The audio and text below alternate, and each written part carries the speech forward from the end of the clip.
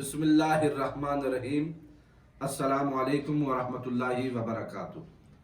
معزز ناظرین، آج نماز کے حوالے سے ایک بہت ہی مفید مسئلہ آپ کے سامنے رکھنا ہے، کیونکہ ہم شب و روز نماز تو پڑھتے ہیں، کبھی کبھار ہم سے غفلت میں یا انجانے میں ہم سے کچھ غلطیاں ایسی بھی ہو جاتی ہیں جن کے سبب سے ہماری نمازیں ضائع ہو جاتی ہیں، یا اگر ہماری نماز ہو بھی جائے تو مکروہ ہوتی ہے، ثواب میں کمی ہو جاتی ہے۔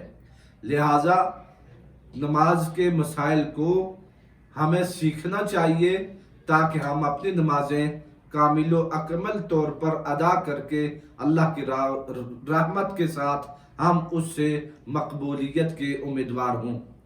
معزز ناظرین، مسئلہ یہ ہے کہ کیا امام یا منفرد آدمی نماز پڑھتے ہوئے ہر رکعت میں فاتحہ سے پہلے بسم اللہ اونچی آواز سے پڑھے، یا ہر رکعت میں فاتحہ کے بعد آمین اونچی آواز سے کہے؟ یہ کیسا ہے؟ معزز ناظرین، قابل غور بات ہے، ہمیں ان مسائل میں غور کرنا چاہیے اور ہمیں سیکھنا چاہیے، اس لیے کہ ان سے ہمارا واسطہ شب و روز رہتا ہے، اور کم از کم ایک مسلمان آدمی کو نماز تو صحیح معنوں میں پڑھنا آنی چاہیے۔ معزز ناظرین، امام اعظم ابو حنیفہ رحمۃ اللہ تعالی علیہ، آپ کے نزدیک یہ خلاف سنت اور مکروہ ہے۔ بسم اللہ آہستہ پڑھنی چاہیے، یوں ہی آمین بھی آہستہ کہنی چاہیے۔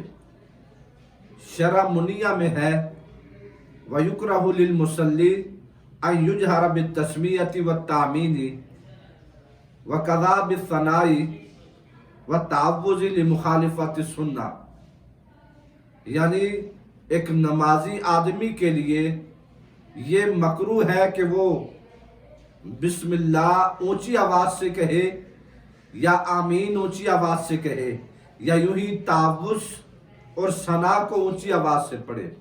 یہ وہ چیزیں ہیں جنہیں نماز میں، چاہے وہ نماز جہری ہو یا چاہے وہ نماز سری ہو، یعنی مثلاً چاہے وہ نماز ظہر اور عصر کی ہو، چاہے وہ نماز مغرب و عشاء یا فجر کی ہو، سب نمازوں میں بسم اللہ یعنی تسمیہ اور تعوذ یعنی اعوذ باللہ آہستہ پڑھنی چاہیے، اور یوں ہی آمین بھی آہستہ کہنی چاہیے۔ اونچی آواز سے کہنا عند الاحناف مکروہ اور ناپسندیدہ عمل ہے، اس لیے آہستہ آواز میں یہ کہنا چاہیے۔